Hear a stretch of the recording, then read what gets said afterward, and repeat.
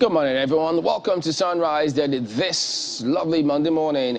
I'm Chamberlain Osun. Well, it's a beautiful Monday morning. You can say that again. You Yep. say weekends are made in China, but don't worry, this week is But this is made in Nigeria. Absolutely, and this week is going to be a great one. I'm Kayode Okikiolu. Yeah, good morning and welcome to Sunrise Daily on Channels Television. I am Bukola Samuel Webimo. I couldn't agree, Kayode, I meant to say, I couldn't agree with you more that indeed weekends are made in China. Maybe we should try made in Kaduna. Good morning and welcome. I'm Malcolm Yusuf. How would that turn So out? what's special about Kaduna this morning? Malcolm, I'm missing something. Well, you lost us there, actually. Tell us about it. Well, I'll tell you. They have a three-weekend, break, so to speak. I think your weekend starts from Friday. Oh, yes, 3-day weekend, apparently. Well, it's a general rule. The weekend rarely starts from Friday, and that's one of the reasons I'm excited Not here when in it's Lagos. Friday. In fact, Oh, wow. the traffic on Friday alone is enough for you to be tired all through Saturday. So you maybe have Sunday, a little bit of Sunday. For Almost your takes away the weekend. Yeah. But what the weekend was really, I mean, yes, it was an election weekend, Osun State governorship election. So chances are that you might have, perhaps other things might have just happened real quick and fast. For instance, the vice president had his procedure in Nigeria, in Lagos, and her reactions to that as well. Of course, I mean, the president has written wishing him well, speedy recovery while he went through all of that.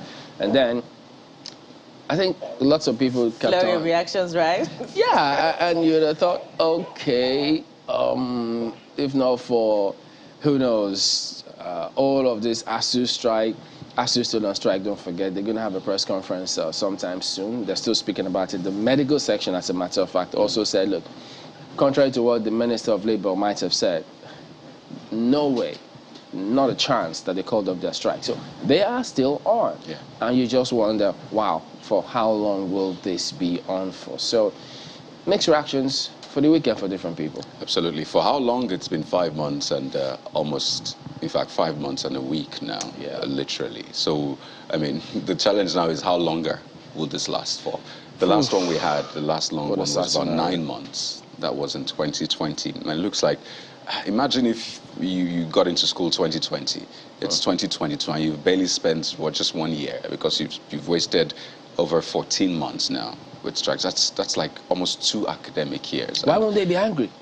Exactly. That's the point. And it looks like, I wonder how it works. We see an obvious challenge, like a keg of gunpowder, and we're literally just dangling fire over it and laughing around. I wonder how it works, because clearly this is a major challenge. But, the vice president, the report that trickled in, it was quite quick. So we got the first statement from the president or the vice president's aide saying that, he had to go to the hospital for a procedure, I think an injury he sustained while playing squash. And then it came out that he was successful, and then, the president wished him well and all of that. As you said, flurry of reactions. First is, a lot of people were enthused by the fact that the vice president could at least come out with a statement regarding his health.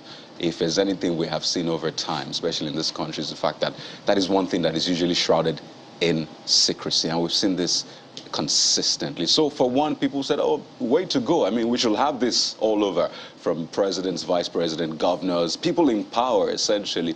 Let us know these things. So that was one win. The other one was, it was a hospital in Nigeria. Now that's where the controversy built up, really. So some said, no, it's a private university. Why not go to LASUK? Why not go to Luther? Why not go to any of these public hospitals, rather, not universities? Why not go to one of them? And that was where the controversy really grew. And for me, it's quite interesting when you get into social media. You see, different reactions. And I was asking Bukola, really, how is your social media experience?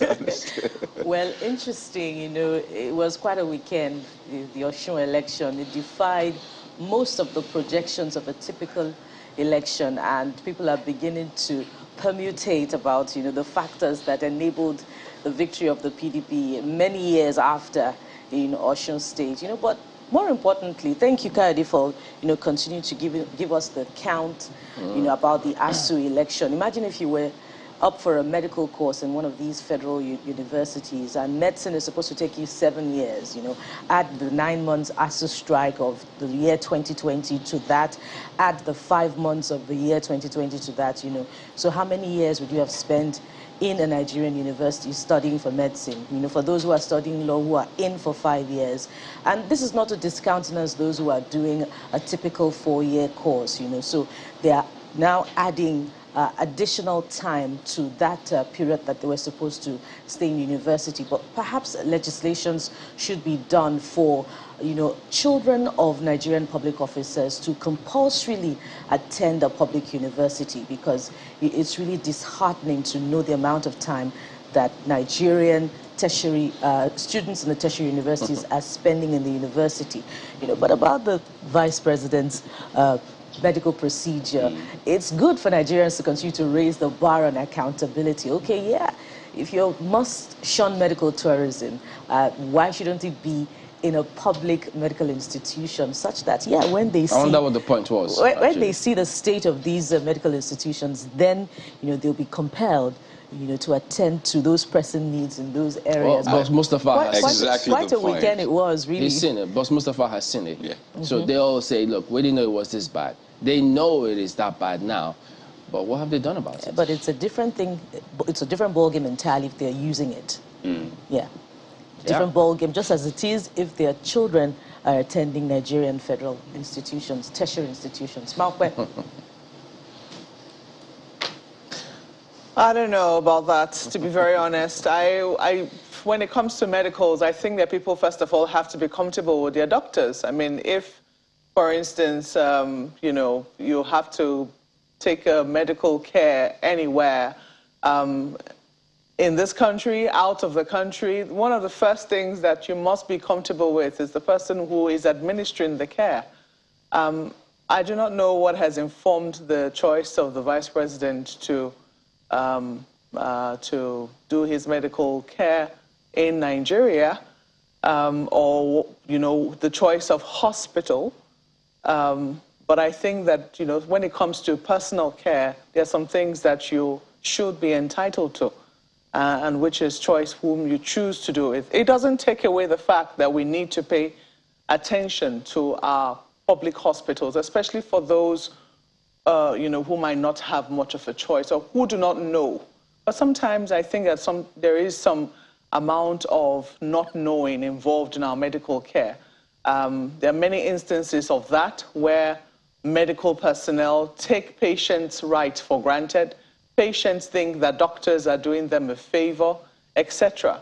But when you do know that you're entitled to a certain level of care, and that, especially if you're paying for it, that should be left to the persons, because I'm sure there are experts everywhere. If there's anything that we can say about our public institutions, it is the fact that we do have the personnel. Anyone who will tell you anything about private hospitals over public institutions, they will tell you that the public institutions still have the specialists.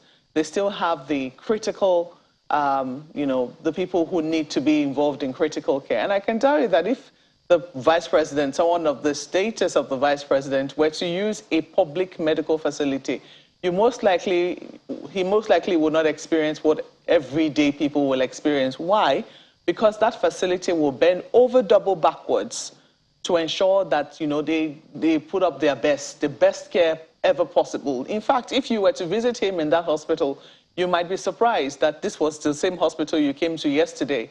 That has happened before on occasion. I've had cause to go to a public hospital, and what I saw the day before, the next day I went back there, I heard, oh, a very important official paid an unscheduled visit. They heard, and before you know what's happening, it wasn't the same hospital I had been to the day before. So there is that level of eye service as well. But I think that when it comes to personal care, that you should be entitled to a choice of where you want to take your care. I mean, you could do it in a private hospital, or you could do it in a government hospital. For me personally, what usually informs my own choice is if I'm comfortable with the person who's actually, because you must have a certain level of confidence in whoever it is that's administering care to you. Well, yes, Ladies indeed. and So, gentlemen. absolutely. So, all right, let's go ahead and take a look at some of the dailies here today. We'll start with Nigerian Tribune. Winners, losers, as Adeleke's victory returns Osun to PDP. Factors that made PDP win 12 years after. It's time for APC to go. PDP. Adeleke's victory is people's will. Buhari. We're studying election results. Oyetola.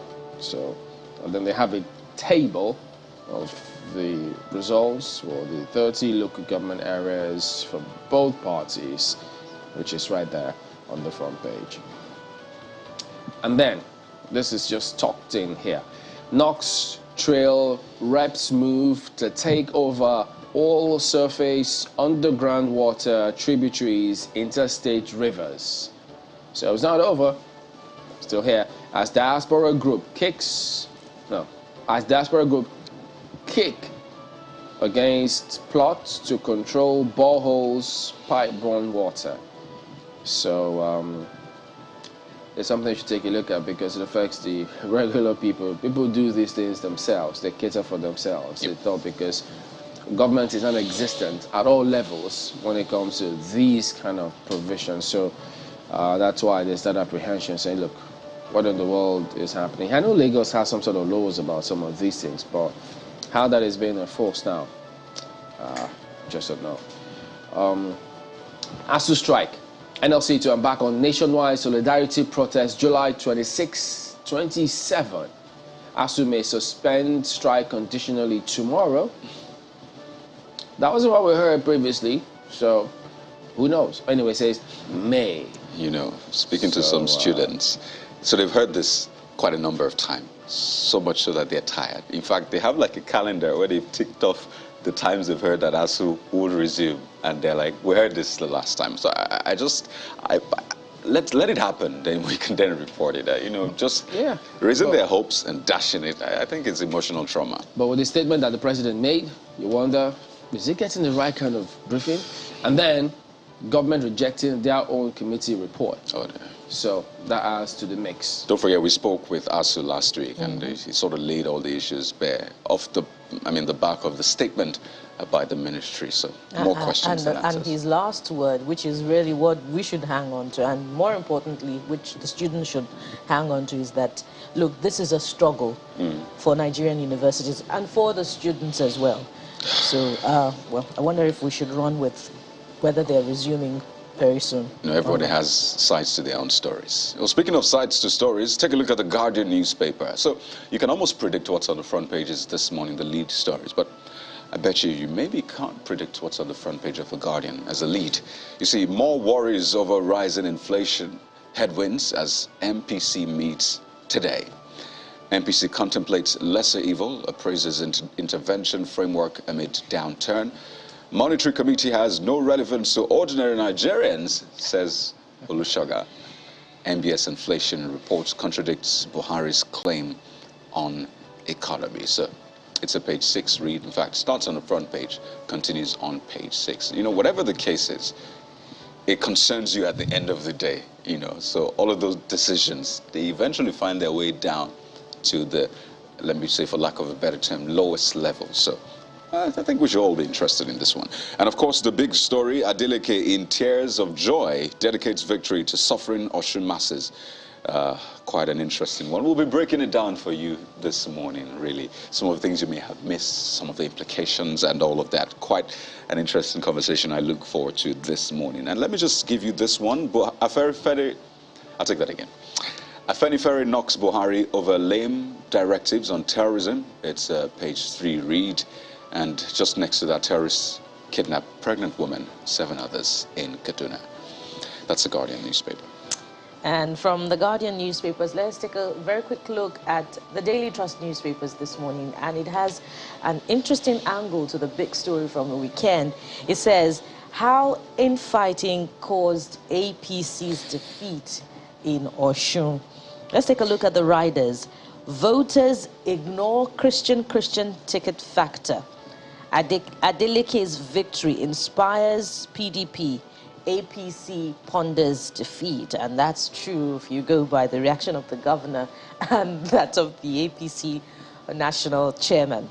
Well, people have spoken. Buhari, Atiku, others. And you could see, you can see this morning, the front page, the picture on the front page. It tells quite a lot that happened, you know, the electorate in celebration mood over the weekend on Sunday. Well, let's look at another story that has to do with security on the front page of Daily Trust. To the left-hand side of the paper, Zamfara governor suspends emir for turbaning bandit as Seriking Fulani. Say what? Say what? Yes, Jemily. You know, that story had been trending for quite some time. It didn't quite catch a lot of attention, maybe because there was elections in Osun. But yeah, it's finally good to see, because people had been asking government, this is happening. In fact, there was like an invitation, there was proper, you know, the whole... Wow. So, gosh. You know, when bandits have the kind of influence that they have in the country, you know, when they're getting away with hundreds of millions of naira in ransom, little wonder that stories like this can make the front page of newspapers. And this should not be the end. This is actually reality. This is a reflection of the reality on ground. So the fact that this has been cancelled or suspended shouldn't take away the fact that a lot of these bandits are in control. I mean, we've had conversations, people saying they're essentially a government to themselves. So the problem, the challenge is still there. You know, but where is our morality? Where is our sense of propriety? I hope we haven't forgotten that bandits are the same people that go into our communities, kidnap our loved ones, rape our women, rustle our cattle. What's happening here? Well, in some cases, those same people have now become the protection the people need. They've become the government. So essentially, anyway. I'm conflicted this morning. Anyway, just one more story before we exit the Daily Trust newspapers. Still on security. Plateau, bandits rustle over 1,000 cows in Wasi. That's the Daily Trust newspapers for you this morning. Malpe. Well, let's take a look at the Abuja Inquirer. Yes, I'm looking at what's happening right here in my city, and look at it. Something comes to my mind, a very mischievous Yoruba word, but look at this. 29 billion naira ground rent. Maitama Asokoro landlords top FCTA debtors list. What's the Yoruba word for debtor? Onigbese. That's the name. That's the name. That's the word. Owes 8.6 billion naira. Defaulters could lose houses, that's according to administration. But there are big questions. How did the rent get to be this much? What were they looking at? Are there any attempts to collect the ground rent? This did not accumulate in one year. I mean, look at this. 29 billion naira ground rent. Maitama Asokoro landlords top FCTA's debtors list. Meanwhile, if you were a woman in just maybe Gariki market, she certainly cannot owe, because they will be on her neck to pay that money. But look at what the Abuja Inquirer has on the front page for us this morning. They have a number of other stories. Few things happening right here in the FCT. As NNPC transits, Buhari unveils it as a liability company Tuesday. That's tomorrow. So you see that picture there. I don't quite like the imagery that comes to mind. I mean, look at that. It's a golden egg supposed to be cracking, maybe hatching. Yeah, hatching. That's the word, not cracking. Hatching. Don't know what will come out of it. We don't know yet, but it's a golden egg. It's about to hatch. It's not a crack. And then you also look at this, Buhari, Atiku, Huriwa, others hail Osun polls. That is also on the front page for you. They have more on it on page 11 of the paper. Let's leave it there for the Abuja Inquirer. Yeah, on to New Telegraph next. And they also lead with what happened in Osun. There you go. Osun Guba, Adeleke's victory unsettles APC. Gives PDP control of 14 states. We're studying the outcome, Oyetola, as Buhari congratulates governor-elect, reassures of commitment to credible polls. Atiku, referendum on ruling party has begun. PDP governors, Mark, NPC, IU, Secondus, others commend INEC. Voter security agencies. Oh, okay. I guess those are also part of the people commenting INEC. Ecstatic Adeleke dedicates victory to late brother. Those who pushed Ige's destroyers to prominence justly served. Shoyinka. So that is the big one right there on the front page. And then look at this at the bottom strip. Varsity strike. NLC declares 2-day nationwide protest next week. Demands instant payment of varsity workers' salaries, speedy conclusion of ongoing negotiations. So that is right there for you to digest among several other stories making the rounds on the front page. Take a look at leadership this morning. Leads with an insight, you might say. How infighting disloyalty caused APC's defeat in Osun. A host of riders, really. Wild jubilation in Osogbo as Adeleke's family produces second governor in 30 years. Indeed, a lot of people didn't know that his late brother was actually governor at some point, the early 90s. So you might get more insight on the inside pages. Of course, that egg, the golden egg that is hatching, is still on the front page. So maybe it's a play on the expression, the goose that laid the golden egg. So, I mean, NNPC had been that anyway, so maybe this is just it.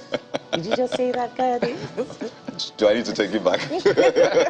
you know what they say, words are like eggs, Come on, I'm playing And with the eggs egg is again. hatching. Oh yeah, there you go. So you see this one, nation building beyond religious sentiments, Bakari.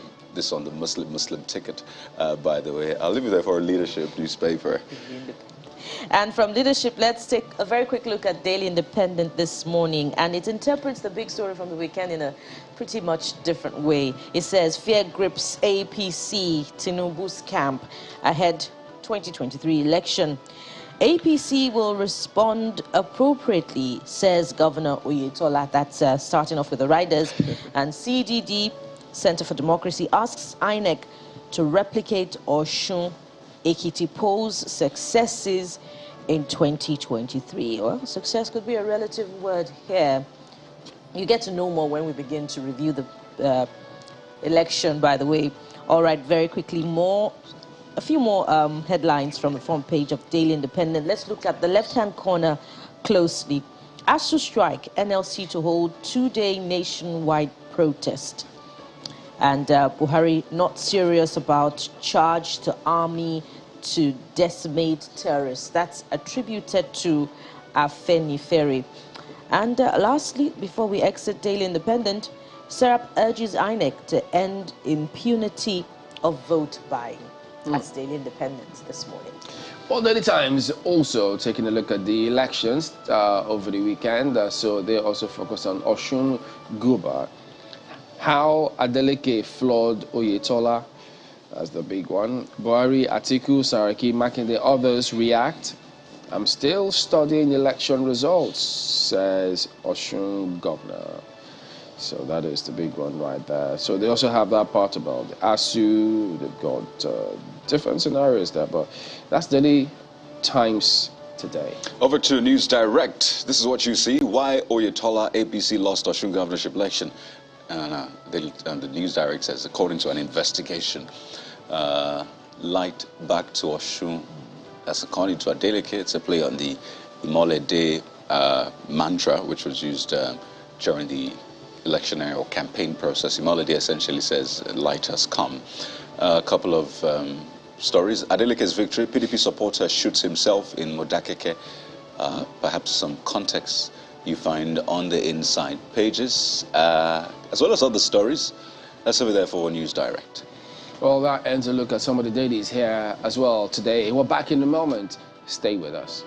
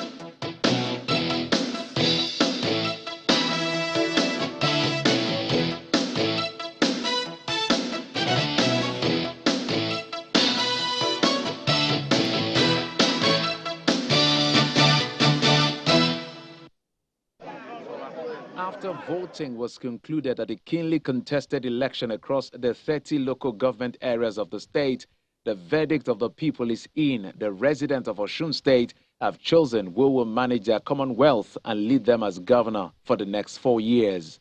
On behalf of the chairman, Here at the Collation Center in Oshogbo, INEC's Chief Returning Officer and Vice Chancellor of the University of Lagos, Professor Tony Ogundikpe, announces the results of the election. Adegoye Isiaka Oyetola, APC 375027. Adeleke Ademola Jackson Nuruddin, PDP 403371. On behalf of the chairman of INEC of PDP, having satisfied the requirements of the law, is hereby declared a winner, and he is returned elected. A major political upset in recent times, Senator Ademola Adeleke of the People's Democratic Party, on the second attempt at the top job, finally defeats an incumbent governor, Gboyega Oyetola, at an exercise adjudged to be generally peaceful. I will satisfy the requirements of the law. Is hereby declared the winner.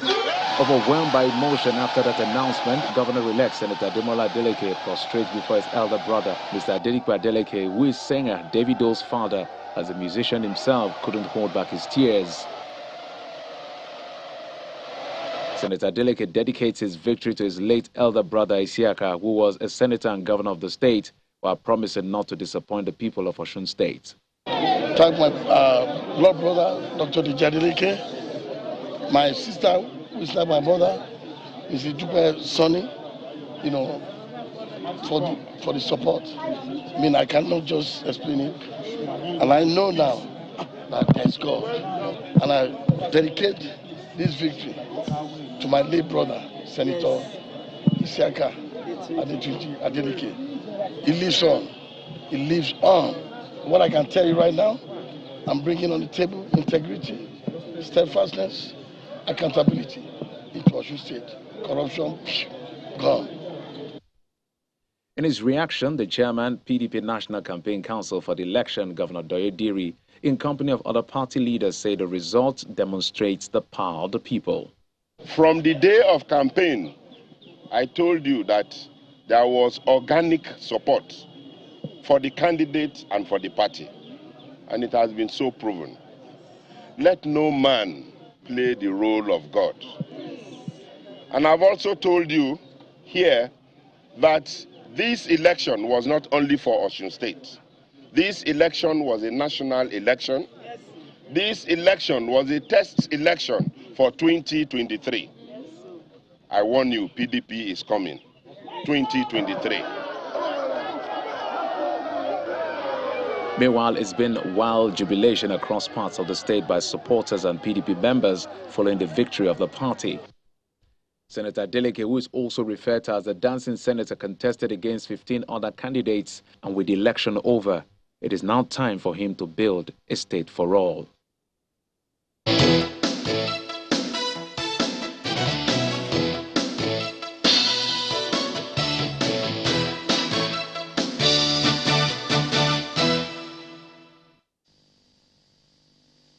Well, that's what we're looking at, the aftermath of the elections in Osun State that has now produced Senator Ademola Adeleke as the governor-elect of the state for 4 years, as soon as the handover is done, which will be at least some 3 or 4 months after the results have been announced. But we're going to be speaking right now with Mr. Ariyo Dariatoye, who's Executive Director, Adopt a Goal Initiative. You're welcome to Abuja studios this morning. Good morning, Margaret. Thank you for having me. Good morning. I do not know what the permutations were, whether people like you had any, will I say, calculations as to how the elections were going to go. But did this follow, if you had any, your predictions, if you had any, did these elections follow the calculations or predictions which you had on the ground? Well, I would say not exactly, in the sense that there were multiple factors. However, when you look It was difficult to make a prediction? Yeah, it was difficult, and I would say this. Why? Some important aspirants, also very formidable aspirants in quote, left both parties. Left APC for other parties, left PDP for other parties. So I was actually expecting a situation where the vote tallies of probably those who left PDP will have been such that when you put it together, PDP will have won, if not that these other guys left. On the other side, we will have looked at that also statistics that if so persons and so person had remained with the APC, probably APC would have won. So it was difficult because there were these struggles in between the two parties. Both PDP and APC had their own problem. You realize that when they conducted their primaries, the fallout wasn't good. They had factions, they went to court, and all of that. Same thing as APC. They went to court. A judgment was even given on, I think, 24 hours or 48 hours before the election. So it was a very dicey affair. And don't also forget that in Ekiti, APC had just won, just roughly a month earlier. So when you were looking at it, it was a very difficult one, because although it's a repeat of what happened in 2014, a repeat of what happened in 2014 in the sense that under the PDP-led federal government, Fauci won in Ekiti, but APC won in Osun under a PDP led federal government. Now we have APC-led federal government. APC lost in Ekiti, where PDP won in 2014, and now PDP has won in Osun has won in Osun State, in 2020. So are you saying that perhaps if your government is at the center, maybe you shouldn't be too confident of victory in either of these states? Yeah, but you see... some people will say that did not have anything to do with what happened in 2019, for instance.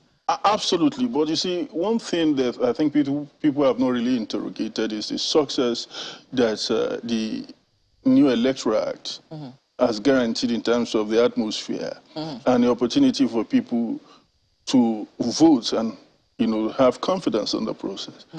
I think the beavers worked significantly optimally. And the fact that people can also now follow through their results. I was going to come to that in terms of how INEC, performed in this election and how the new Electoral Act has also aided.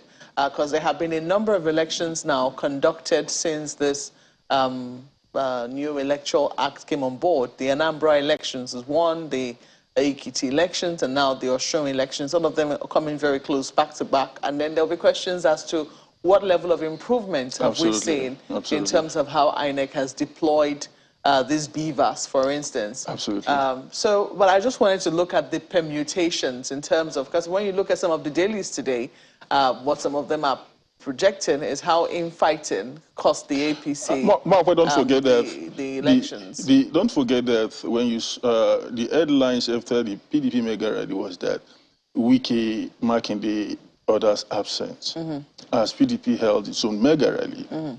So there was serious concern. In fact, there wasn't really a problem within the APC Governors Forum. There was a unity of purpose going into Osun. But on the side of PDP, we saw that concerns. We saw that some APC governors also visited Governor Wike, and that was part of the concern I think they were having. So it was an election that probably maybe the winner must have looked at the indices, walked themselves through. Because you recall, just yesterday I was asking my friend in Yehaga, I said, do you remember that when I was looking at your data, because they were giving us this weekly data about the PVC registration, and we saw this unusual spike in Osun State. That was starting from last year. Osun was leading in terms of the number of people who are registering. So I said it's good that we also have to look at the statistics, whether that's in a way contributed, to the victory of the PDP. Because people always say that when you have that momentum in terms of new registration, it's always tending towards a referendum on the government and power.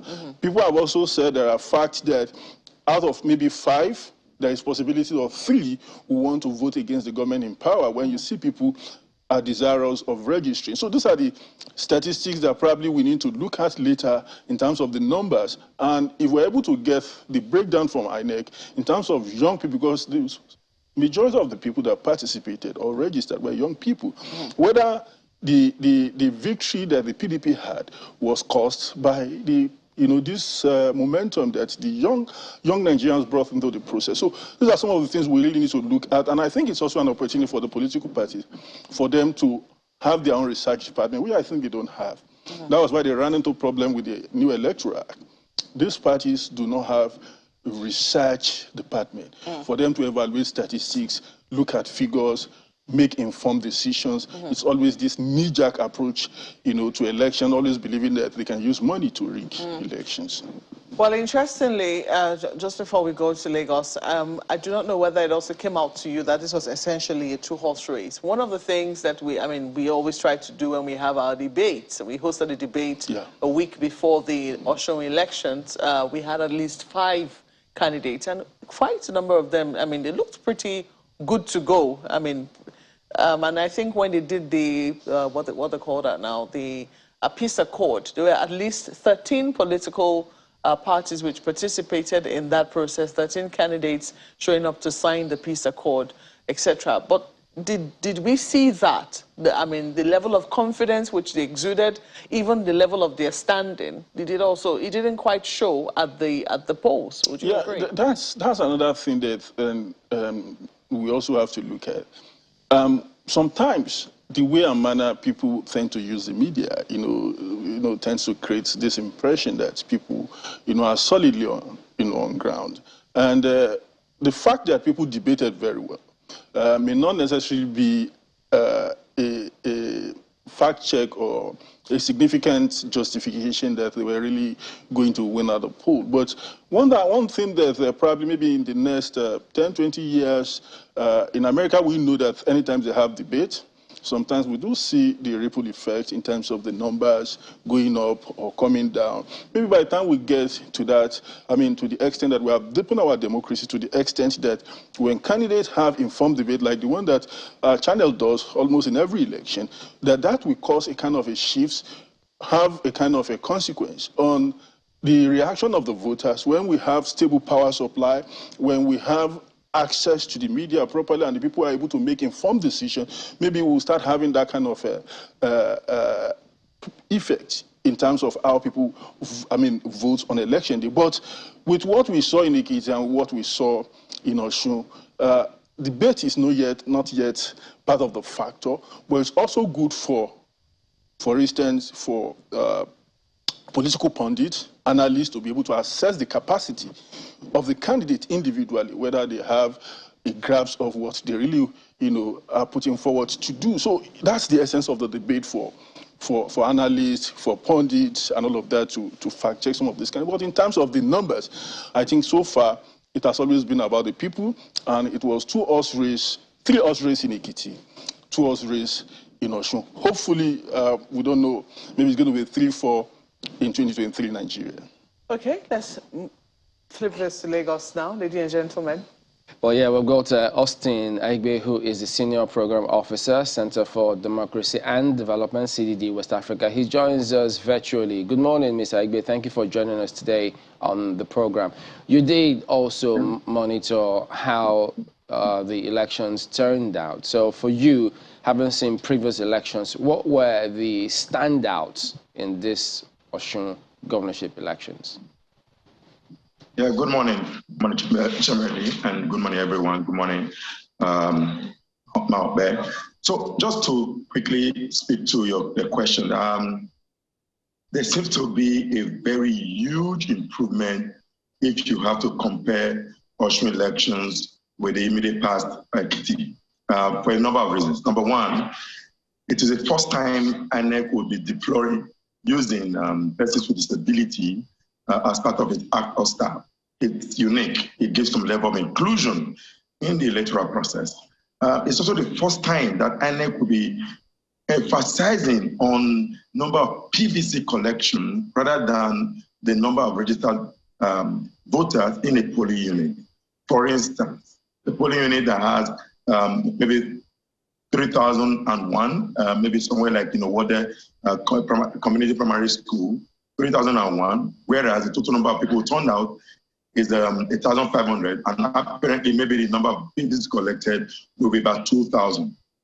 In making your judgment to determine the margin of vote, INEC didn't have to use the total number of registered voters. They had used the total number of PVC collected. That was unique, and that was a challenge with the 2018 elections, where the margin of difference of vote was about 353 or thereabout, and eventually, when there was need to now determine the margin of vote, INEC did use the number of registered voters.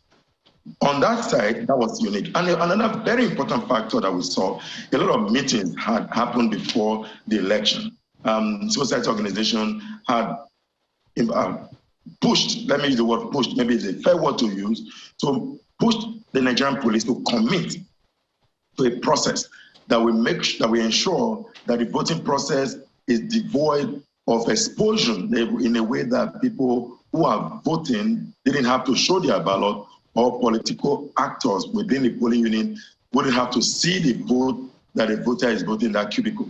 So that was why, apparently, we didn't shout about vote buying like we did in Ekiti.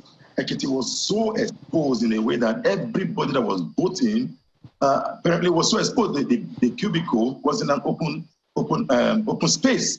And so anybody that is voting can easily flag his or her ballot, and the politician just buy them, and what is usually called a non-member vote and buy. So when that reduced, particularly in the areas we saw in Oshogbo, around the Salvation Army Primary School, around all of those houses around Okoye and all, you will see the manner in which the setup was done. There was like the people was word of, in a way that they don't have access to even see who is voting. Only the fellow voting is alone in the cubicle. And there's a police personnel just by the side if the fellow have to show, because that was one of the agreements we had with the DIG who supervised the election, that if you can stop, see, and buy, we can reduce vote buying. And that is what happened. Even in our own report, we said there was a significant drop when you compare the Ekiti and Osun election in the rate of vote buying. Right. That was fantastically unique. And lastly is the security architecture. Uniquely, before this election, there have been some high level of violence within the state, within the atmosphere. You go around the city, around from Oshogbo to Ede to Ife, you see big balls of political parties, particularly of the APC and the PDP, who have been put down, destroyed, or torn down, and all of that. But the election just went on. I mean, even though people say that there were gunshots that was in some part, we didn't report anything like gunshot. It was just like, say, the election went without any form of violence. Right. Well, speaking about the political actors, we've got two of them who are also joining us from your location. First is Honorable Bamidele Salam, who is a member of the House of Representatives. He was a coalition agent for the People's Democratic Party.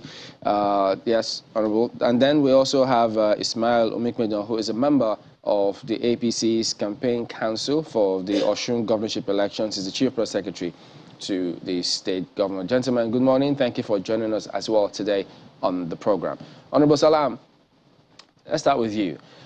Yes, you've seen how the entire process went. You've seen some reactions coming from the APC themselves, who some of them say that they're studying the matter, the infighting, perhaps swung it in your way. But looking at how this whole elections played themselves out, were you from the get-go quite optimistic? Because some thought it was a bit shaky for your party. You weren't so categorical whether or not you were going to win, especially if you heard the build-up, the comments coming through from the APC.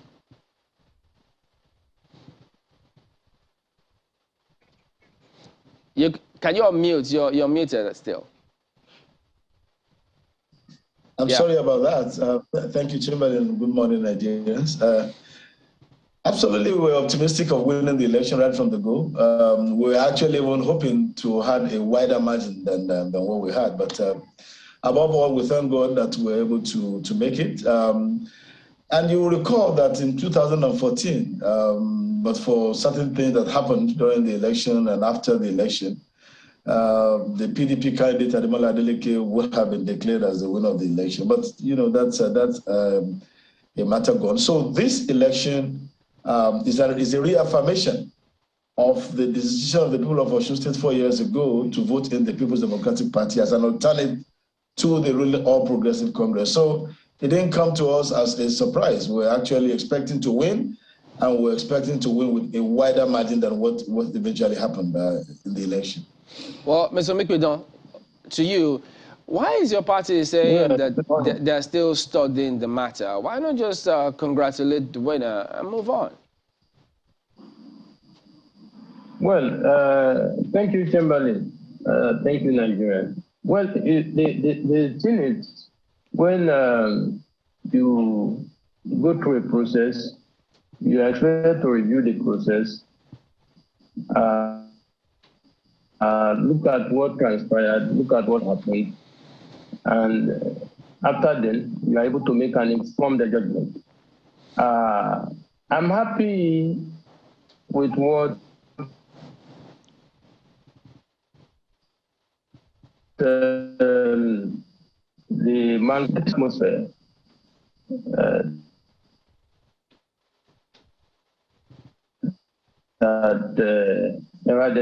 when we say we have a gentleman as a god, we were not lying when we say, because ordinarily, as a journalist who has been around for a very long time, we know exactly what transpired in states where incumbents are running for re-election.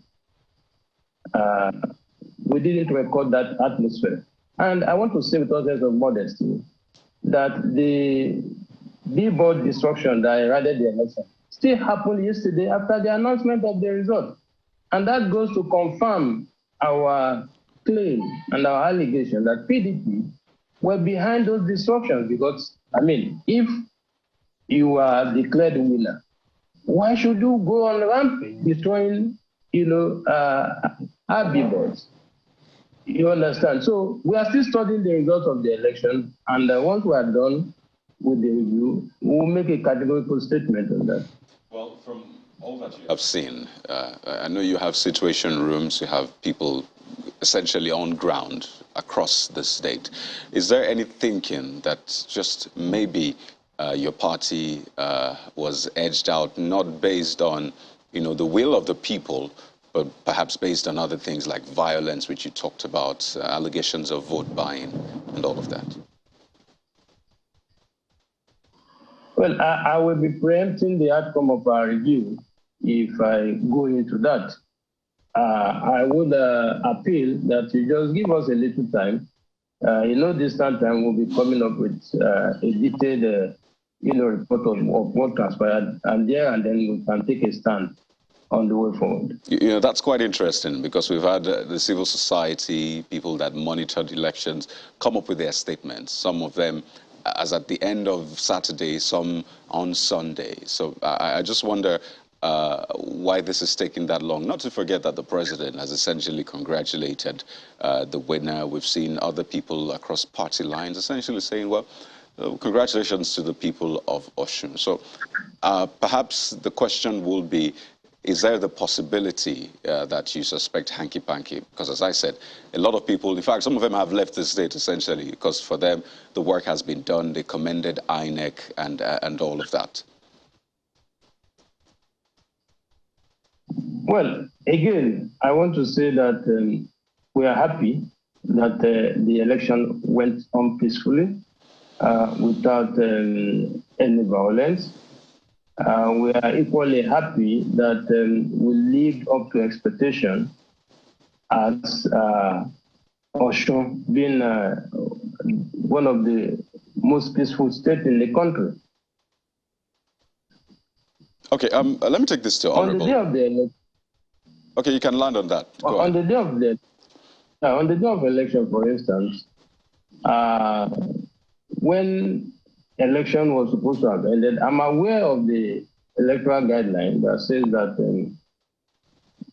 once you're on queue before 2:30, which is the cutoff time, that you'll be allowed to vote. But there are instances where people came on queue after 2:30. For instance, at the time when most media reports, including channels, were reporting that the election had ended, they were still voting in a day. Around 9 p.m. or so, they even got a generator to do that. But you see, like I said, I wouldn't want to preempt the outcome of our review. I know I know this has been talked about quite some time, and there's been responses back and forth. But just quickly, I mean, you interface with the governor. How is he taking this on board? Oh, honestly, the governor is unperturbed. I was with him up to 5 a.m. on Sunday morning. We're together again around 11 a.m. And when I left the channel's Osogbo studio yesterday, after Politics Today, which took place between 8 and 9, we had dinner together, and it was full of life. You know, if you know him very well, it's somebody who takes life easily, you know, and the way he ran the state in the last 3.5 years shows clearly that he's one man who meant business. He's one man who is sincere about the growth and development of the state. And that is why people kept wondering how we're able to make it, how we're able to pay salaries, how we're able to build infrastructures in spite of the challenges.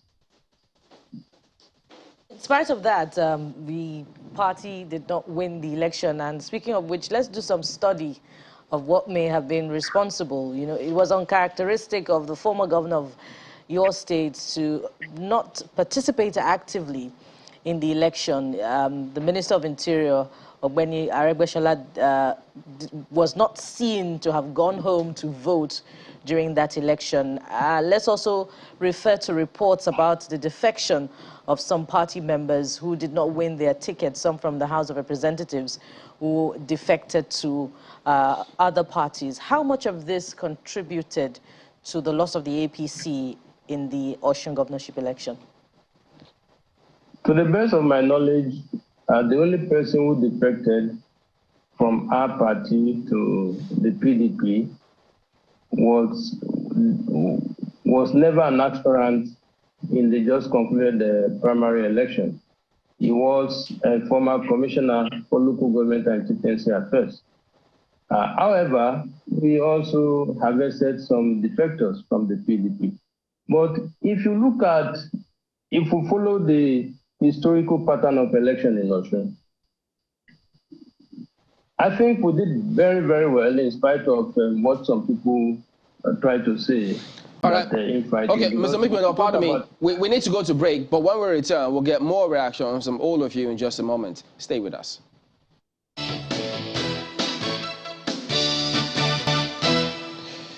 Honorable Salam, well, yes, much as there might be several scenarios, but yeah, the votes, the victory went the way of your party, and there'll be lots of expectations on the part of the people for the state, the party at the moment. But do you think that perhaps, I mean, you've heard people say probably the infighting within the APC contributed to swinging it your way at the moment? Do you perhaps think, well, that could be a scenario, even though, yes, you had the majority of the votes? Yes, certainly when it comes to elections, so many factors come into play. One of the factors that came into play in ensuring victory for the People's Democratic Party is the fact that the current administration itself has failed. It has failed on several fronts. Another factor was the fact that we have a candidate whose antecedent, family antecedent, political antecedent, appeals to a very large sector of society. Don't forget that his elder brother was the first civilian governor of Osun State. He was in government for just 18 months. Also, if you look at the geopolitics of Osun State has been in existence for about 30 years. And in those 30 years, the Osun West Senatorial District, where our candidate comes from, has only been able to produce the governor for 18 months, like I said earlier. The zone that produced the current governor has had it for almost 15 years. A lot of factors. And of course, we cannot rule out the fact that the apparent division, the lack of the managerial capacity of the present governor to manage the internal affairs of his political party must have contributed in some way to our success. We cannot take away from that. Just like as in 2018, sorry, we had issues in our own political party. Then we had Senator Yola Bishore leaving the party to contest under the platform of the Syrian Democratic Party. It took away quite a large chunk of the PDP vote. Same thing happened. I believe that this time around, the infighting within the All Progressive Congress must have, influence votes in certain parts of the. But like I said, it's a combination of factors. The fact that we had a candidate who is sellable, who is appealing to the majority of our people, the fact that the current administration itself has not performed optimally to the satisfaction of the electorate. Also, the fact that the sense of justice of the Osun people believes very strongly that the Osun West Senatorial District, which had only been in government for one and a half years, this time around. That point made, really. So you talked about the satisfaction of the electorate, and I'd like to fast forward quickly because of our time this morning. So election is done. The people have voted. Your candidate has emerged winner. There's plethora of issues, especially during the campaigning process. Lots of promises were made. And there are still questions about what kind of governor he will turn out to be. I mean, there's been a back and forth about his pedigree. You've mentioned his family, and you've also mentioned the area where he comes from. But doing the job itself is another ballgame entirely. So what kind of governor would he be? Yeah, Senator Ademola Adeleke will be a very fantastic governor. He will be a result-oriented governor. He will be a compassionate governor. I do tell people that so many qualities are expected of a leader. But I do say, each time I speak about leadership, that compassion is one of the most important qualities of good leadership. He's a very compassionate man. He's a man who is posterity conscious. He believes so much that, when you have an opportunity to lead, you have an opportunity to impact on lives. He was a senator, don't forget, completing the tenure of his elder brother. And in those 2 years that he was a senator, he had phenomenal achievement, record of achievement in the 10 local governments that he represented in the red chambers in a manner that had never been, never happened before in the 10 local governments in this senatorial district. So I believe very strongly he's coming in determined. He's coming in with much energy, with much a sense of purpose. Okay, let me rephrase this. I assure you that very, very good governor of Osun State. Pardon me, let me rephrase this, because the people of Osun, and Nigerians indeed, are watching. A lot of people may have fallen in love with the governor-elect, the senator, because of his, charisma. They see him dancing. Essentially, people love that kind of spirit, because it gives you that, feeling that, yeah, there are challenges, but no big deal. Life is easy, take it slow, and all of that. But, governance is another ballgame entirely. And I'd like you to be maybe factual about this. So, judging from what he has done in the past, what does it bring on board? How has it demonstrated it in the past? Perhaps in what he has done, in what he's been into. How has it demonstrated some of those things which you say he will bring on board? Well, I just told you about his tenure as a senator of the Federal Republic of Nigeria. That's the only public office he has held. But in his private capacity as a businessman, there's nothing that he has laid his hands on that failed. He had been a man who is also very determined. You remember when this issue of, not having certificates came up. And after the last election, he went back to school and sat down to, re-energize himself, to prepare himself. Now, that should be an indication of a man who is not given to giving up, a man who believes that there is no end to self-development, a man who believes that when you have a purpose to fulfill, you must be prepared with it.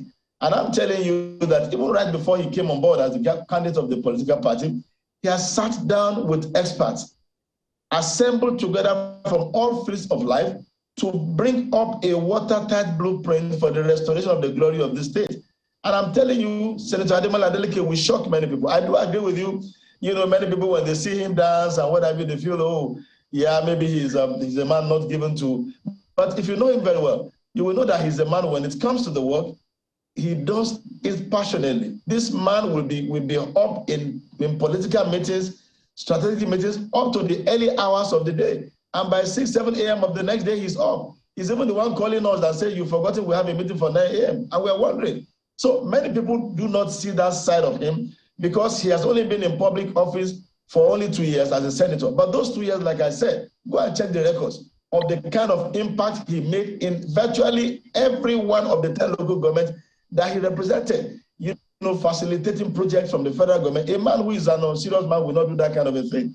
So I'm assuring you and assuring the people of Osun State that they have in him a man who is well prepared, fully prepared. And like I said, posterity conscious. He cares so much about his name. Speaking of preparation, Honorable Salam. Very well, very hard on him. Speaking of preparation, you know, I wonder how prepared your governor-elect was or is, if we went by his emergence. You know, he didn't quite have a victory speech prepared. Is it because the party was not expecting that he was going to win, because he spoke extempore rather than speak to a speech that would have reflected his vision and plans for his administration?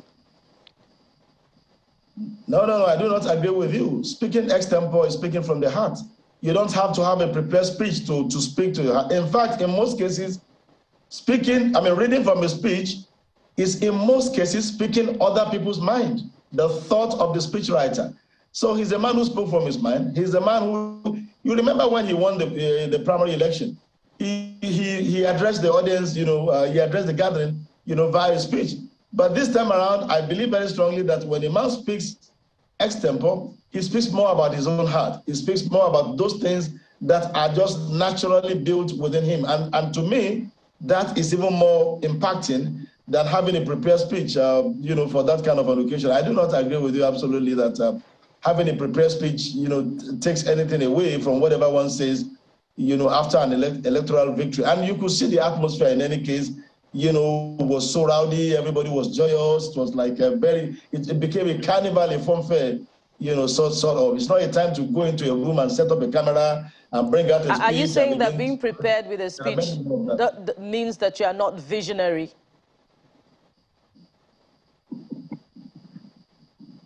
Hello, I didn't get that, please, I'm sorry. Are you saying that being prepared with a document to read is not being visionary? What kind of document? You're talking about a prepared speech? Yes, go ahead. I'm talking about speaking from the heart, speaking extempore. Of course, if you are talking of documents, you are talking of policy papers. We're not in the stage for that. Where you have an electoral victory, and an election, result was announced in the wee hours of the morning. There were press men, there were all manner of people there. And then they bring on the camera. I've been in public office myself. And then you say, okay, let me go into a room and go and take a speech. And you sit down somewhere and begin to read the speech. All right. I know you will agree with me that that is not the way to go. Absolutely not. And like I've said, it does not take away from the content of what he said. I'm also aware that he granted an interview, with the Channels Television immediately after the victory. I wouldn't know whether that interview has been broadcast or not. But I'm sure whenever you do that, you will be able to assess, the state of his mind on the electoral victory. And don't forget, like I said, this was a victory much anticipated. It didn't come to us as a surprise. It didn't come to us as a shock. We were most prepared for it, and we are running with that victory. All right, then, Honorable Bamidele Salam, member of the House of Representatives and also a PDP coalition agent for the just concluded Osun governorship elections. We thank you for your time. We also thank you, Ismail Omikmedon, who is a member of the APC's National Campaign Council. I beg your pardon. Yes, that's for the Osun governorship elections, actually. He's also the chief press secretary to the state governor. We've also had Austin Aigbe. But Austin, one more thing from you before you go. Haven't seen how these elections played out. There are those who are already projecting, saying probably we may expect a similar scenario for 2023. But is it foolhardy or is it too early for that kind of assumption? So Osun is the framework upon which you assess 2023, because the last elections. And just to quickly just make comment, because I was actually expecting if you could come back to me. The aspect that the CPS said about the voting going to 9 p.m. in Ede, I was there, and we technically pulled in INEC to resolve a debacle that would have happened in that polling unit. By 6 p.m., there was a large crowd of voters on the queue. And the beavers were just 3 for a registration number of 3,001. So we expect that INEC should immediately, ahead of 2023 election, break down that polling unit over the community primary school. They need to be minimum 3 polling units in that particular location.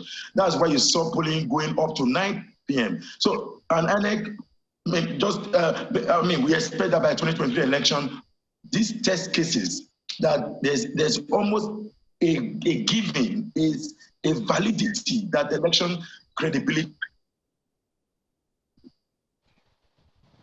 plate. We need to pursue that and ask the police, specifically the Nigerian police force and other security architecture, to maintain the stand they maintain here and make sure that nobody buys votes. If we can do that and ensure that place is peaceful, arrest people with guns. We saw that happen on the ground in Osogbo. Talks, arrest them with guns, and in fact, just clear up the guns. Are you saying that there was vote buying in this election? There were, but very minimal. Yes. What area? Saying that what area did you see it? If in the Osun local government, there were reports of vote buying, but it was not in the same manner that it was in Ekiti. Did you see anyone? In fact, in Orode local government, yes. But it was the highest level of covert. It was so covert. It was beyond what we saw in Ekiti. However, I'm saying that we can no longer, because what they did, what the police did specially, was so unique that it dropped with the barest minimum vote buying. And vote buying, in fact, in any case, do you think INEC is aware of that? No, of course. What the police said was that if they cannot eradicate vote buying, they will bring it to the barest minimum. And I can speak for sure that it's been brought to the barest minimum. There were votes that were bought before vote cast. There were votes that were bought after vote cast. And there were some eyes on the ballot in certain areas that were porous location where the cubicle was not very tight, like in Osogbo. Osun, thank you for your time this morning. Let's flip now to Abuja. We still have a guest there. Mark. Thank you, Chamberlain. Yes, indeed, Mr. Dare Atoye is still, Dare Atoye is still here with us. I would like you to just quickly comment on this. If you were to rate the conduct of the elections, the conduct of the electorate, well, I think we can leave expectations out. But if you were to score them and rate them, what marks would you give? Well, brilliant scores for the electorate, for the umpire. Brilliant scores for the electorate. So the turnout was good. It was good. Not just that, the vigilance, the electoral vigilance that I saw in Osun State was very good. And also, I think INEC didn't disappoint. Marked improvement from Ekiti to Osun, hoping that, like what Igbe said about some of the things we've seen, INEC would take those concerns into consideration. On the part of the political parties, I think they campaigned rigorously, and we saw that in the way and manner people were able to turn out and ensure that they have to police their vote. So in terms of voter education, I think we saw that in Osun, having an idea of the nitty-gritty, you have to upload the results, to the beavers. People said, if you don't have network, we're going to provide you data and all of that. Very interesting development. We saw a place where people refused to let the INEC officials go until they had uploaded the results. That is what we want. Online. So that election should be a referendum on every party and candidate every 4 years. The moment the voters become the king, the electorate the king, like I used to say, then we'll start having good governance, in the sense that when you know that's not by your party but by your performance. When you don't perform after 4 years, you're going to exit, you're going to leave. And also, and I think it's a lesson for the political parties, PDP, APC, Labour, and NPP, that now that the political parties used to see all politics as local, now result is unit-based now. The coalition rigging has gone, and I think that was why some of the governors came to come and also support that they used to do. But this time around, they were also there. I think we saw some of them in the situation room to monitor, how the results were trickling coming in. So for me, I'm happy that the reform that we all supported, including you, Mark, it's working, and hopefully we'll be able to make a better use of all the guidelines, believing that INEC will not in any way try to shy from their responsibility. It's a fine place to leave it. We have to thank you very much for coming in this morning. Mr. Ariodare Atoye is the Executive Director of Adopt a Goal Initiative. We'll take a break at this moment, and when we return, we'll be talking to the umpire itself to find out just what it did right, yes, by its own assessment, and what it hopes to be doing better going into the 2023 elections. Please stay with us.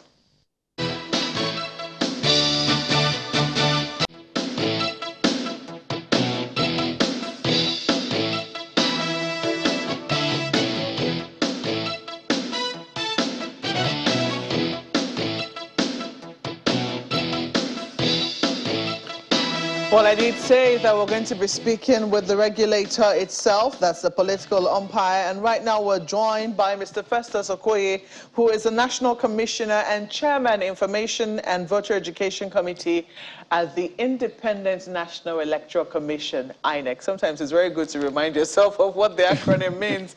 Good morning and welcome, Mr. Okoye. Yeah, good morning. I see you're all smiles this morning, almost like as if you're giving yourself a pat on the back. Did you really think that when you were going into the elections in Osun, had you already identified perhaps pitfalls that you might have experienced in Ekiti and tried to improve on them in Osun? If the answer is yes, what were those pitfalls? Well, what we did was that we learned valuable lessons from some of the challenges and some of the issues arising from the Osun governorship election, from the Ekiti governorship election. One of the things we identified as the key factor in the success of the Ekiti governorship election was the early audit and deployment of election personnel and election materials. And we felt that going forward, that we should improve on our deployment. And that was why, as you can see, during the election, by 7:30, almost in over 95% of the polling units, the poll officials were already on ground waiting for the voters. So we felt that that was key to the success of Ekiti, and we wanted to emphasize that in relation to the Osun governorship election. Secondly, we felt that we needed to engage in more robust training of the ad hoc staff that were engaged for the conduct of the election. And so we gave them more training in terms of our processes and procedures, and also in terms of the use of our new technologies in the conduct of election. So that was also key. Thirdly, we engaged the National Union of Road Transport Workers in terms of their leadership, and we embedded their leadership within the confines of our own situation room, so that both at the state level and at the local government level, the moment we encountered any challenge with any of their drivers, they intervened decisively to sort out those challenges. So we identified key issues in relation to the Ekiti governorship election. Now, in terms of the size of our polling units, we identified that as one of the key issues that we need to even deal with going forward. In some of the polling units, we had polling units that had over 1,000 registered voters. So in some of those polling units, any polling unit that has over 750 registered voters, we deployed an additional beavers. Anyone that has up to 2,000 registered voters, we deploy 3. But going forward, that's one of the key issues we need to deal with in terms of equitable distribution of voters to polling units. But we need to conclude the CVR as quickly as possible so that we can have a clear idea of the number of persons we have in each polling unit, and then do this equitable distribution so that when we get to the 2023 general election, we are going to have not more than 750 registered voters in each polling unit. CVR is a continuous voter registration. Exactly. And you haven't said, I know that INEC just said it's continuing for now. You haven't quite set a date as to when it's going to end, have you? We've set a date. It's going to end on the 31st of July, 2022. 31st of July? Yes, this month. That's the end of this month? Exactly. So if you have not registered or moved your polling units by the end of this month, that's it? That is it. Okay, I hope that people are listening to that. But just as you've spoken now, logistics continues to stand out. For a number of people, they were wondering just how you were going to do it when you already said that you're not going to be keeping materials at the CBN. I think you started that with the Ekiti elections, and you have continued into the Osun elections. What challenges have that, given you? Well, you cannot use the Ekiti governorship election and the Osun governorship election as a measure of what will happen in 2023.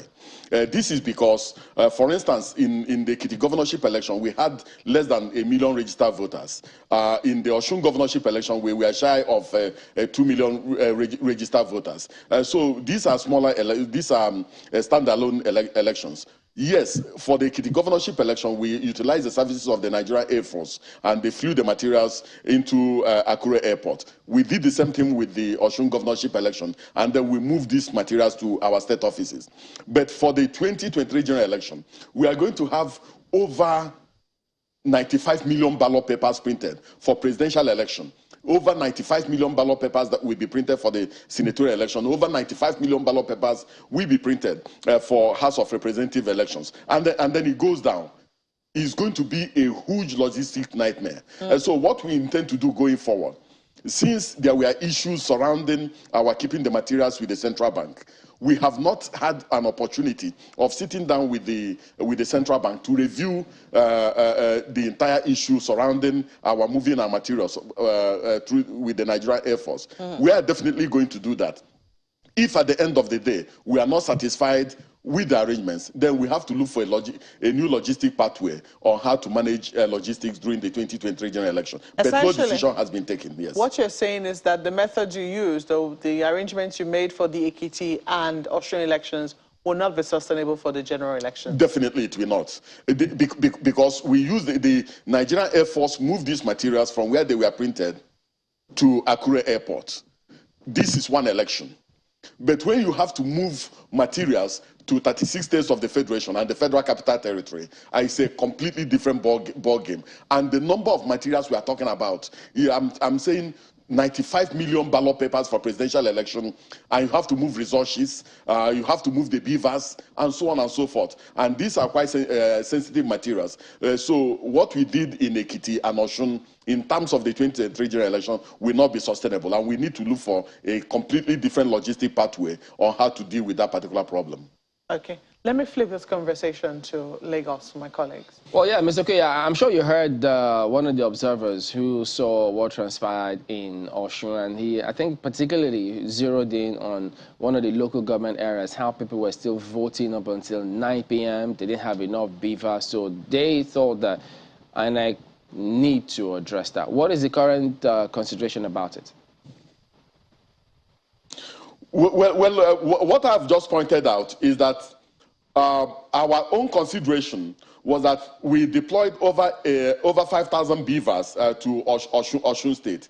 And we made it very clear that any polling unit that has more than 750 registered voters, we are going to deploy an additional beavers. Any polling unit that has over 2,000 registered voters, we will deploy an additional beavers, making it 3. Now, but the law and the regulations designed by the Independent National Electoral Commission is to the effect that in any place where voters are still on the queue after 2 p.m., that particular polling unit will not close until the last voter on the queue has voted. And that was exactly what we maintained throughout. And I have emphasized that, yes, we have some of our polling units that are still have over 1,000 registered voters. Some still have over 2,000 registered voters.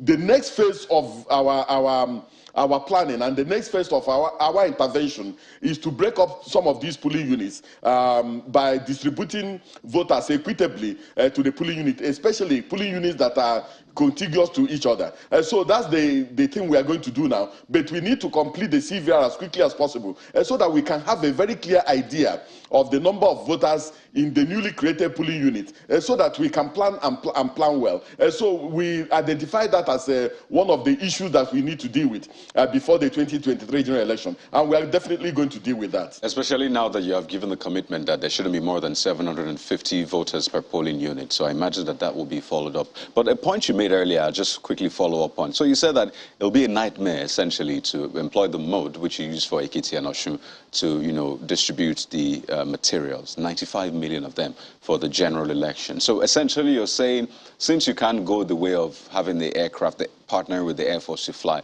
you have to fall back to the CBN. Well, the point I have made is that, yes, there were challenges in relation to our keeping our materials with the CBN. We have not had the opportunity of sitting down with the management of the CBN to look at some of those issues, look at the variables involved, and also look at the trust issue that has arisen in relation to our keeping our materials with the central bank. We need to sit down with them, look at all those issues, get the necessary assurances in relation to the safety of our materials, in relation to the security of our materials, and also get the buy-in of Nigerians in relation to where we keep those materials. If at the end of the day, we are not satisfied with the assurances that has been given, the implication is that we have to look for a different logistic company or a different logistic pathway on how to deliver, on how to secure our materials after they come from the printers, and also how to deliver those materials to the 36 states of the Federation and the Federal Capital Territory on election day. So we are going to take that decision as quickly as possible with the Osun governorship election out of the way. But I want to assure you that the commission is a public trust, and we are going to also take into consideration the perspectives of Nigerians and the sensibility of Nigerians and the trust issue involved in keeping our sensitive materials, in coming to a final decision and a determination on what to do with our sensitive election materials. Well, it'll be quite interesting to see how INEC, plays around that one, because I wonder who else or which other institution or company can handle such logistics aside the CBN. But we'll wait, as you say, and see the outcome. But still on logistics, we've seen over time that you employ or you work with the road transport unions to move, materials from place to place. And I mean, from what we have seen so far, the unions are usually, at least most of the time, they always have a preference for the incumbent, the government in power. We've seen that time and again. So how feasible is it to have the same road transport workers who are always, at least in partnership, I should say, for lack of a better term, with the government in power, to handle logistics? Well, the National Union of Road Transport Workers is the union. They are not the transport owners, and they are not the drivers. So what the arrangement we have is that we have MOU with the National Union of Road Transport Workers, both at the national level and at the state level. Now, on election day or before election, we sign what I call individual contracts at the local government level with the drivers concerned, with the drivers who are going to provide transportation for the movement of election personnel and election materials to the different polling units. So what the union does is to supervise their drivers that have been engaged. So for the Osun governorship election, for instance, what we did was that we embedded their officials both at the state level and at the local government level. So the moment there's a challenge in relation to a driver not performing or a driver not arriving on time, they intervene decisively to make sure that issue was addressed. The Federal Road Safety Commission also profiled these drivers in terms of who they are and also in terms of the type of vehicles they were supplying to the commission. So as at now, we keep our eyes on the ball. We have not removed our eyes from the union. We know that some of them have political affiliation, but we signed individual contract with each driver that is supposed to provide electoral services to the commission. It's a challenge, but we understand the level of that particular challenge, and we are dealing with that particular challenge using our own methods and using our own guidelines and regulations. Yeah, so let's go to Osun now.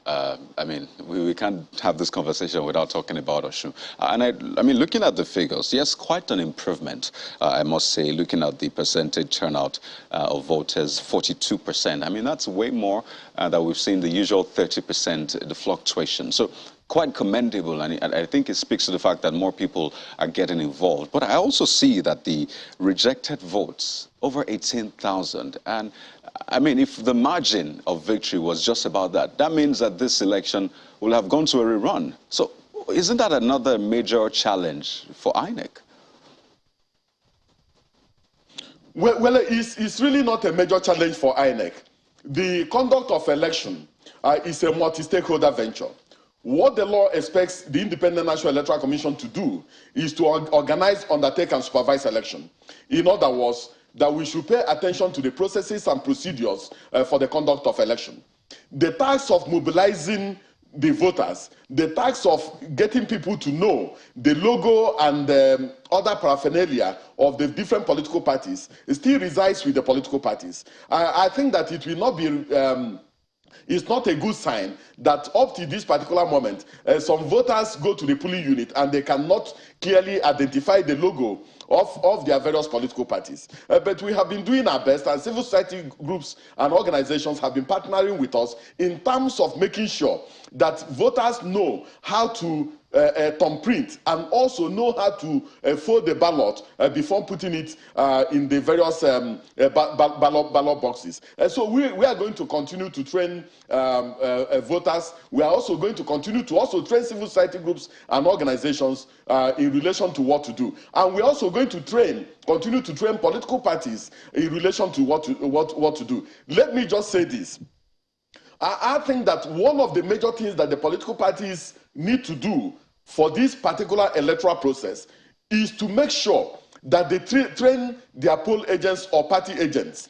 A trained party agent or a trained poll agent is an asset to a political party. The era when political parties deploy political talks to the various polling units is gone.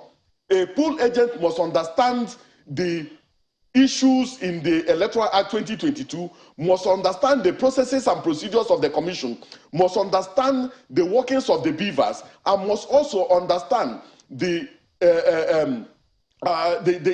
result management in terms of our processes and procedures. So we want to plead with the political parties to train their poll agents to understand some of these processes and procedures. If they understand some of these processes and procedures, some of the small challenges we have at the level of collation of results, both at the polling unit level and at the RA level, will be obviated.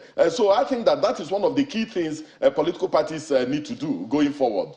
Back on the Osun election proper now, let's review the conversation on the positioning of the ballot box. I recall in a particular polling unit, I think somewhere in Irekwodun, and we reported it over the weekend, INEC officials were pressured following a disagreement between or amongst them and the electorate that they were not quite satisfied with the positioning of the ballot box.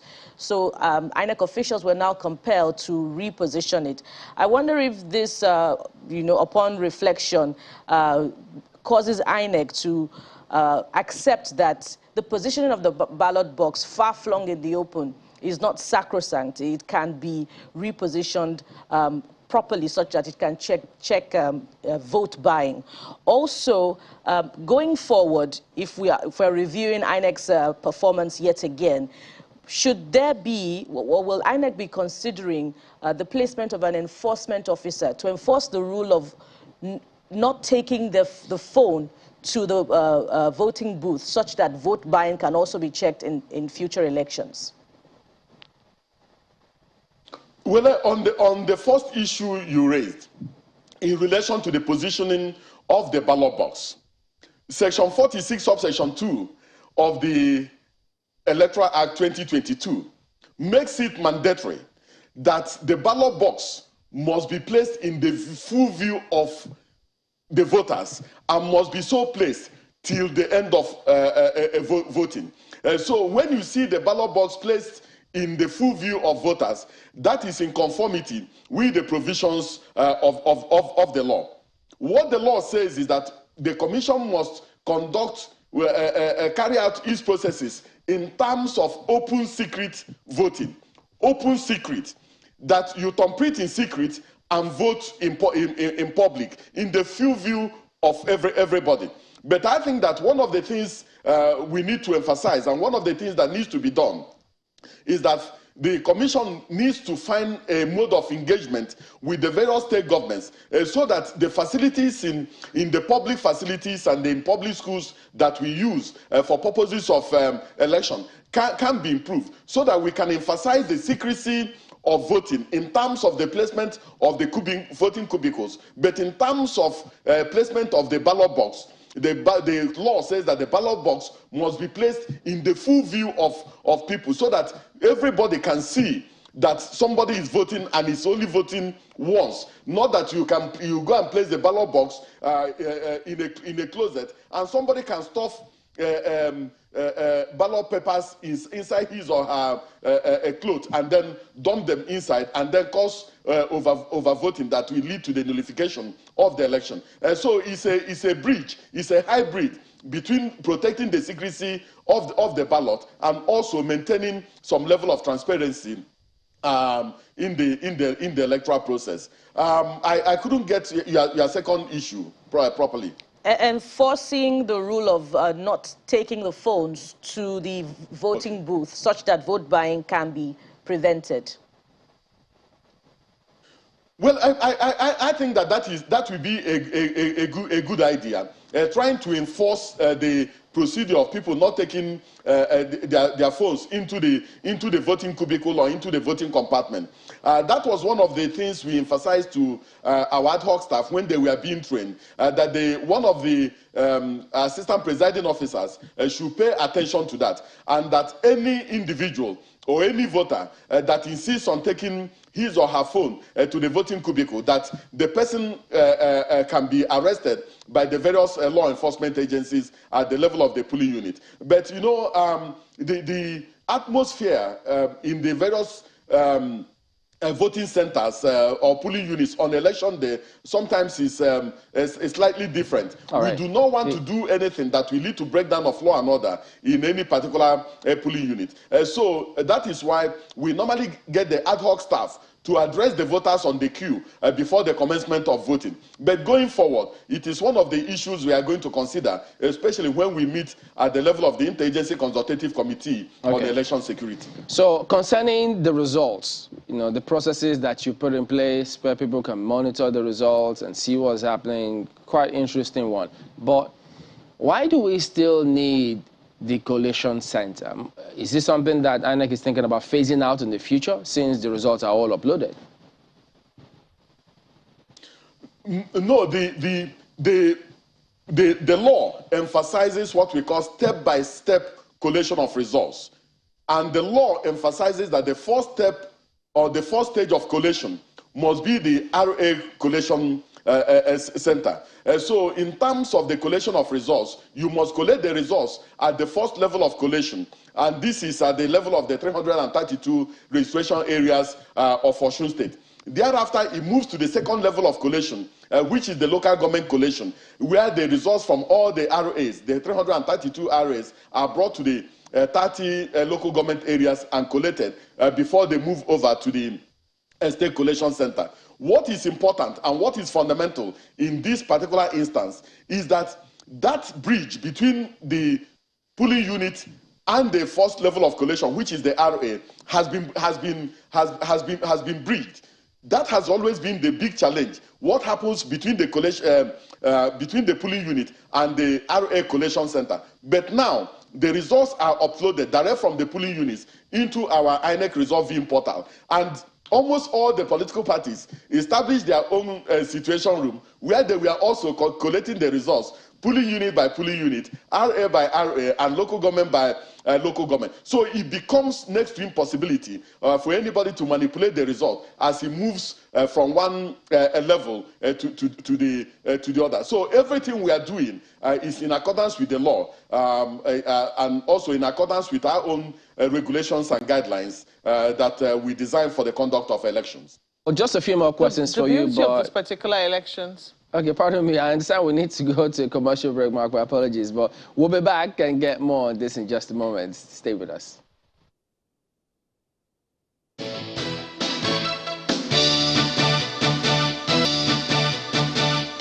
So, welcome back. Ms. Okoye, what happens if an agent or someone, an official, refuses to upload the results from wherever they are? That is a very, very serious matter. At the level of the polling unit, the moment the elections are over and the results or the votes are secured by the various political parties are entered in from EC8A, we have a registration area technical assistant who will assist in uploading the result of the election into the INEC result viewing portal. Now, if a presiding officer refuses to upload the results in the INEC result viewing portal using the beavers, it's a very, very serious offense, and the Electoral Act has made it a very, very serious offense. And we did emphasize the consequences of any ad hoc staff trying to breach any of the provisions of the law in terms of the management of elections at the level of the polling unit, and also the management of results at the level of the polling unit. So we have registration area technical assistants. We also have supervisors supervising every registration area, and we also have monitors monitoring what the ad hoc staff are doing. So the moment elections are over in a particular polling unit, and after some time, if we have not seen the result, the RA supervisor and the registration area technical assistants and the monitors will definitely intervene to find out what the challenge is, and they will definitely deal with that challenge. Well, I'm just wondering, you know, so the infrastructure you have put in place is such that you have to be voting simultaneously. I mean, in terms of voting has to have been concluded on the same day for people to be able to realize what has gone on, I mean, on the platform. And if that doesn't happen, that could be a pitfall for the structure that INEC has put in place. Are you putting safeguards in place to ensure that that is not compromised in any way? Well, our structure, what we have put in place cannot be compromised. But you must also realize that in this country, we have, the various states have different topography. Some of the states, there are places, for instance, in Cross River, where you have to use human carriers in order to get to our polling units. There are places where you have to use motorbikes to get to our polling units. There are places that taxis can access. And sometimes those usually are the pitfalls. Yes. So you do not expect results to come in at the same time as results you have in the urban areas. So there's a possibility that in the urban areas, the results may come in on time. But in some of the remote areas, in some of the places with a very difficult terrain and difficult geography, the results will not come in on time. But we have also emphasized that, you see, when you deploy technology, you must also take into consideration the fact that technology can fail you. So if technology fails, we have trained our registration area technical assistants to intervene on time. Now, there's a possibility that there will be a gap between the time of intervention, between the time of the occurrence of the event and the time of intervention, and they may also delay the vote.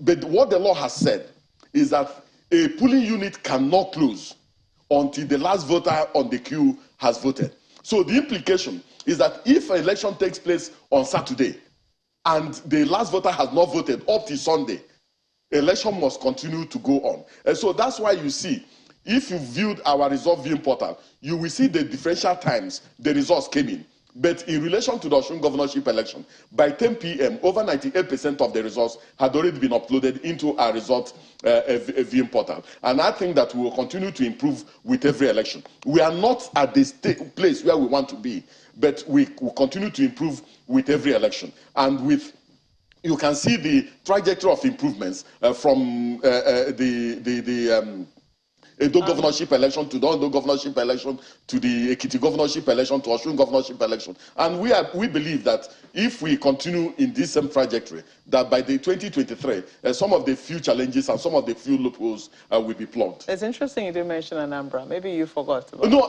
Anambra, the biggest challenge. Not biggest challenge. as far as we are concerned, the biggest thing we came away from in Anambra State was the fact that election held. So many Nigerians, there were so many people who believed that given the security challenges in Anambra, that the election will not hold. But the fact that that election held and that people came out to come and vote was a very big relief to the Nigerian people. We had challenges with the first election, and when we went to the second election in Hiala, we just obviated all those challenges we had and conducted a very good election. So quickly, tell us about the exhumed voter cards. Do you have an update on that? Well, I don't have any new updates. What we have done was that we have asked our state office in Rivers to liaise with the various security agencies to get to the root of this particular challenge. When that information broke, the first impression we had was that that thing took place in Imo State. And then thereafter, it shifted to Rivers. And then there are also some other videos that have emerged that we are also reviewing in terms of where the thing was found, on the circumstances under which it was found. But I'm not ready to go into details until we get a full report from our office in Rivers. But it is a very, very serious issue, and we are not taking it lightly. We are going to get to the root of it. If some people staged that particular incident, we are going to get to the root of it. If those materials emerge from one of our burnt offices or one of the offices where we had challenge, we are going to get to the root of it. If our staff compromise the integrity of our processes and traded with our those PVCs, we are going to get to the root of it. So we assure the Nigerian people that we are not going to sweep this matter under the carpet. We are going to get to the root of it. And at the end of the day, we inform Nigerians of our findings. Okay, we have to leave it here. We have to thank you very much for coming on this morning. Mr. Festus Okoye is a national commissioner and also the chairman, Information and Voter Education Committee at INEC. Well, we have a few of your emails. This one is from Olagunjo Oladele, talking about the Osun election assessment. It says, over the years, we've always had government institutions built around individuals instead of having a system that works irrespective of the capacity of any individual. So the system only works if the person running it is good. The last Saturday Osun governorship election shows how fixing INEC bill, that's Electoral Act, made it possible to have voters' transparency. Now imagine if every other institution has a similar updating structure. For example, I should be able to immediately place a report on a police officer's behavior during a roadblock mishap and get feedback within the hour. As much as we want to give credit to the president for signing the INEC bill, we should always keep abreast with future manipulation of the loopholes within the system.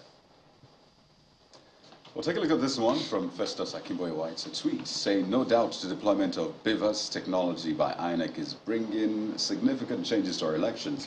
We must... Well, let's take that again from Festus Akimboye, saying, no doubt the deployment of BIVAS technology by INEC is bringing significant changes to our elections. We must also commend FG, NAS, and INEC for their commitment to modernize our electoral system. However, INEC and security agencies must, I like the way he puts it, design out vote buying. Interesting there. Pastor Law Alpha Cross says, vote buying is a negative trajectory in our electoral exercises. The political parties and their candidates should be held responsible because as a poor Nigerian, there's no how I won't collect from our national patrimony cornered by politicians. That's coming from Pastor. Emphasizing the pastor. Cross. Okay, well, he's honest. Yeah. Educate things differently. He says, look, congratulations to the people of Osun State on an impressive turnout for the governorship election. Votes count, indeed. Kudos to INEC for continued improvements in the electoral process. Looking forward to 2023. Nigeria is the winner in all of this.